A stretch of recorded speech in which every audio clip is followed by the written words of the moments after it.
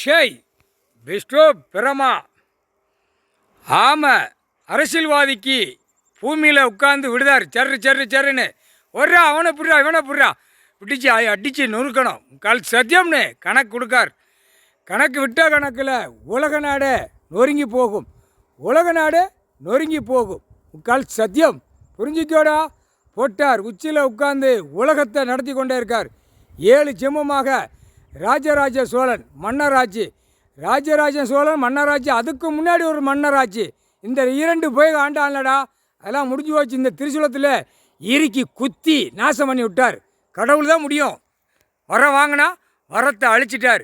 இப்போ மானிட பிறவி டெல்லியிலேருந்து தமிழ்நாடு வரைக்கும் அரசியல்வாதியை சொல்லி முடிக்கணும், தூக்கி உள்ளே போடணும். தண்டனைக்கு தண்டனை. டெல்லியிலேருந்து இன்னொருக்கா தமிழ்நாட்டுக்கு நான் 2 காலை தூக்கி போட்டு பிரதமர் வாரங்க. இப்போ உத்தரத்தாண்டு ஆடுவார். முக்கால் சத்தியம். அவனை வச்சு உலக நாடே அழிச்சிடுவார். முடிஞ்சு போச்சு. இன்னும் ஒரு தடவை காலை வச்சுட்டானா முடிஞ்சு வச்சுடா. டெல்லி பிரதமர் தமிழ்நாட்டுக்குள்ளே காலை வச்சுட்டானா சோழி முடிஞ்சு போச்சு. ஏன்னா ராஜராஜ சோழன் கணக்கில் எலுமிச்சம்பழம் கனி நெத்தியில் எரிஞ்சிட்டார். இப்போ அவன் அங்கிட்டு இங்கிட்டுமா அலைஞ்சிக்கிட்டே இருக்கான். இன்னொரு தடவை தமிழ்நாடு வந்து அழியணும்னு அவனும் கொலை வெறியில் இருக்கான். வாடா அப்படின்ட்டார். வாடா தமிழ்நாட்டுக்கு வாடா இன்னொருக்கா காலை வைடா, இன்னொருக்கா நொறுங்கணும்ல தமிழ்நாடு. முக்கால் சத்தியம்.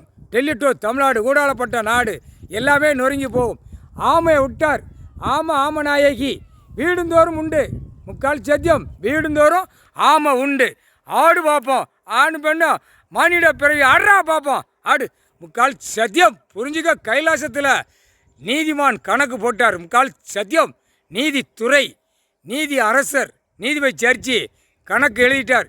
நீதிமன்ற கோர்ட்டு பயங்கரமாக அலரும். ஆமை உட்காந்து நடத்தி கொண்டே இருக்கான். நீதிமன்ற court Delhi to Tamil Nadu, Tamil Nadu to Delhi வரைக்கும் ஆமை ஜோடியாக உட்காந்து நடத்தி கொண்டு 2 பேர் நடத்துதாங்க. இப்போ என்ன நடக்குன்னு பார். முக்கால் சத்தியம்.